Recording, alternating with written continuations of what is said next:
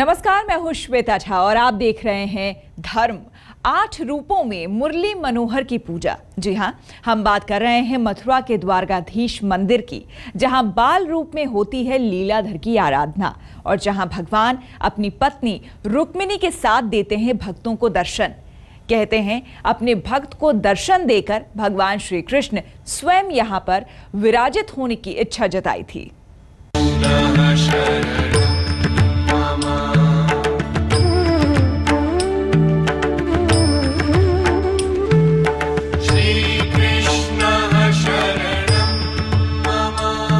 मथुरा, भगवान श्री कृष्ण की नगरी मथुरा, वो नगर जो नटवर नागर की जन्मस्थली बनकर धन्य हुआ। 16 कलाओं से परिपूर्ण श्री कृष्ण, वंशीधर श्याम, गोपाल, नंदलाला, नीली छतरी वाले और न जाने कितने और नाम। शायद इसीलिए इस लीलाधर की लीला कोई समझ ही नहीं पाया।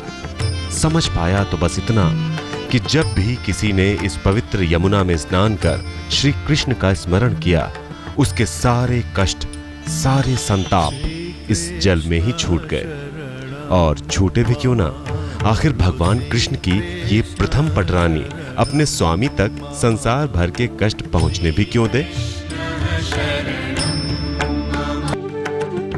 यमुना के इस घाट से ही कृष्ण की इस धर्म नगरी की अनुपम झांकियां शुरू हो जाती हैं।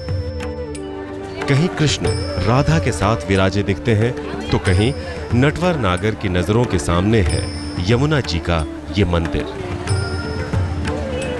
मथुरा की इन गलियों से गुजरकर द्वारकाधीश मंदिर तक पहुंचते पहुंचते तो मानो रोम रोम कृष्णमयी हो जाता है। कृष्ण रंग में रंगे भक्त मुरली वाले की इस नगरी का बखान करते नहीं थकते। बिहारी की फुलैया में मलाई और चमचम रसगुल्ला वो वृंदावन धाम है। यहाँ मोदक सो माखन और मिश्री श्री बलदाऊ जी की, तो ठाकुर के ठौर को मेरो गोकुल को गाँव है। मथुरा के पेड़ा और खुरचन श्री यमुना जू की, द्वारकाधीश के कलाकंद को ललाम है। और मीठो मठा मटकन को ये भोग हम ब्रजवासिन को, भोगिन की भूमि ये योगिन की भूमि, ब्रज भूमि को आपके सन्मुखी प्रणाम है। द्वारकाधीश मंदिर उत्तर भारत का सबसे विशाल कृष्ण मंदिर, एक ऐसा अनूठा धाम जहां पत्नी रुक्मिणी के साथ विराजे हैं भगवान श्री कृष्ण। कृष्ण की ये प्राचीन मूर्ति लगभग 250 साल पहले एक खुदाई के दौरान ग्वालियर में सिंधिया शासन के कोषाध्यक्ष गोकुलदास पारिक जी को मिली थी। इसी खुदाई के दौरान छोटे द्वारकाधीश जी भी प्रकट हुए थे और प्रकट हुई थी हरिहर नाथ जी की एक दुर्लभ मूर्ति, जिसका आधा स्वरूप भगवान विष्णु का और आधा शिव शंकर का था। कहते हैं भगवान श्री कृष्ण ने स्वयं गोकुलदास जी के स्वप्न में आकर ये आदेश दिया था कि मेरा जन्म ब्रिज में हुआ है, मेरी ये मूर्ति भी उसी क्षेत्र में स्थापित कर मंदिर बनवाओ। ग्वालियर पारखवाड़े से पृथ्वी से निकली तब इनका आदेश हुआ मुझे ब्रिज में ले चलो। गोकुलदास पारिक जी ने महाराज जी से, तो ग्वालियर के महाराज सिंधिया से कहा कि मुझे ठाकुर द्वारकाधीश का ऐसा आदेश हुआ है कि हमें ब्रिज में ले चलो। तो बोले बहुत अच्छा है। ठाकुर जी प्रकट हुए, उनका आदेश है कि हमें ब्रिज में ले चलो, तो ये सारी संपत्ति और ठाकुर जी को ब्रिज में ले जाओ।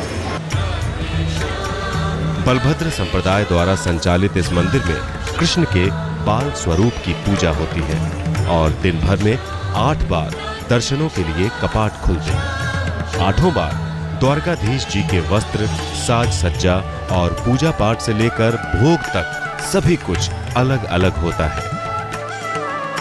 लीलाधर भगवान श्री कृष्ण की विभिन्न लीलाओं की तरह द्वारकाधीश मंदिर में 8 बार खोले जाते हैं मंदिर के कपाट और इन हर बार अलग अलग किया जाता है भगवान का श्रृंगार। भगवान श्री कृष्ण के इन रूपों को देखने और उनका आशीर्वाद पाने के लिए बड़ी संख्या में उमड़ती है भक्तों की भीड़।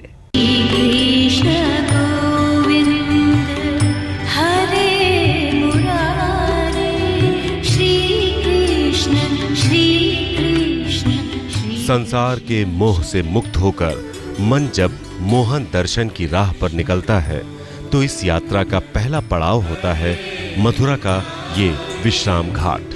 यमुना मैया के इस महातीर्थ में स्नान और पूजन के साथ ही आरंभ होती है आराधना भगवान श्री कृष्ण की, पूजा द्वारकाधीश की। घुटनों के बल बैठकर आचमन का ये विधान भी यहाँ अनूठा है। मान्यता है कि इस तरह ब्रिजवासी यमुना के प्रति अपनी अकाट्य श्रद्धा का प्रमाण देते हैं। इसके बाद मन सीधा खींचा चला जाता है श्याम सुंदर के सुंदर रूप को निहारने, शामिल होने द्वारकाधीश जी की भव्य आराधना में, जिसका क्रम सुबह से ही आरंभ हो जाता है। 4 बार सुबह खुलता है, 4 बार शाम को खुलता है। पहले यहाँ मंगला होती है, फिर श्रृंगार होते हैं, फिर ग्वाल और फिर राजभोग। इस समय भगवान के राजभोग की तैयारियां हैं जो 10 से 11 बजे होंगे। यहाँ भगवान को 56 तरीका के भोग लगाए जाते हैं, जिसमें सभी प्रकार की सामग्री, और भगवान अपने ग्वाल वालों के साथ राजभोग रोकते हैं।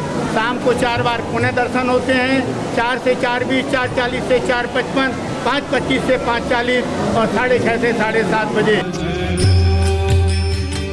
द्वारकाधीश जी और रुक्मिणी जी की हर दिन 8 अलग अलग सुंदर झांकियां सजती हैं। इन झांकियों के 8 भाव होते हैं और 8 बार ही मंदिर के पट श्रद्धालुओं के लिए खुलते हैं। यहाँ सुबह सबसे पहले मंगला आरती, फिर श्रृंगार, उसके बाद ग्वाल और फिर राजभोग का विधान है। इसी तरह सांध्य आराधना के क्रम में सबसे पहले उत्थापन, फिर भोग, उसके बाद सांध्य आरती और फिर अंत में शयन आरती होती है। दर्शन के बाद मंदिर के पट बंद होने पर भक्ति के भाव मंदिर के परिसर में निरंतर गूंजते रहते हैं।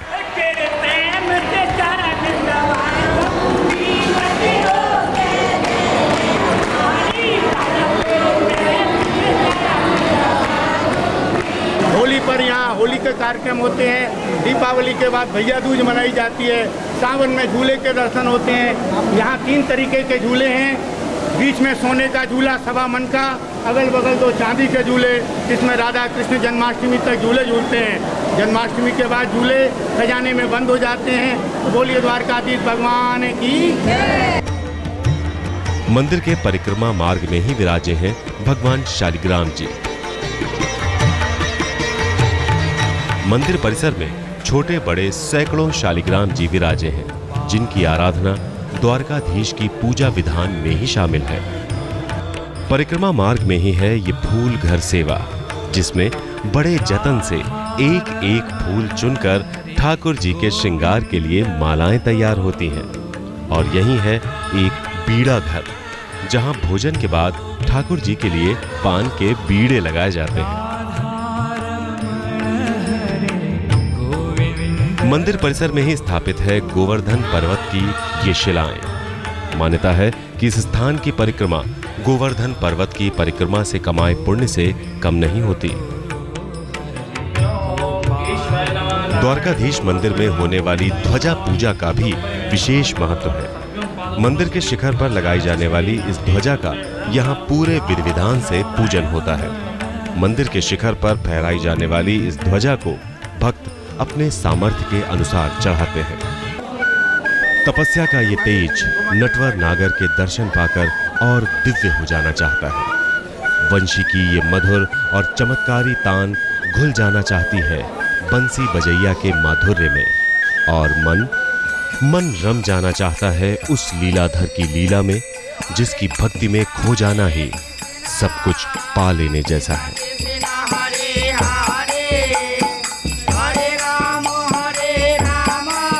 और उन्हीं कहानियों को सुनाता है बरसाना का राधा कृष्ण मंदिर। जी हाँ, जहां बरसता है प्रेम रस। ब्रह्म पर्वत पर किसी महल की तरह विराजमान इस मंदिर के दीवारों पर दिखाई देती है कृष्ण की अनगिनत लीलाएं जो उन्होंने राधा रानी के साथ की थी।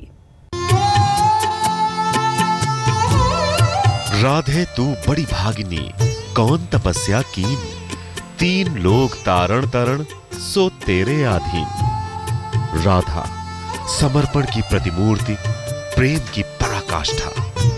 राधा श्री कृष्ण की ऐसी छाया जो अंधकार में भी उनके साथ रही और अपने निस्वार्थ प्रेम के बदले पाया ऐसा स्थान कि कलयुग में भी श्री कृष्ण से पहले लिया जाता है राधा का नाम। जग जग से पावन है ब्रज की रज, क्योंकि यहाँ कण कण में बसे हैं राधा कृष्ण। इसी ब्रज में एक गांव है बरसाना, जहां बरसता है प्रेम रस, और बरसे भी क्यों ना, क्योंकि यही तो है राधा रानी का गांव। राधा को नाम अनमोल बोलो राधे राधे। राधा को नाम अनमोल बोलो राधे राधे।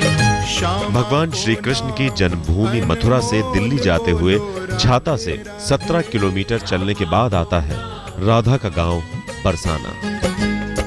पुराणों में बरसाना को वृषभानपुर भी कहा गया है। कहते हैं इस गांव का ये नाम यहाँ के राजा और राधा के पिता वृषभानु के नाम से पड़ा। धर्म के हमारे इस खास कार्यक्रम में फिलहाल इतना ही। देश और दुनिया की बाकी खबरों के लिए आप देखते रहिए आज तक।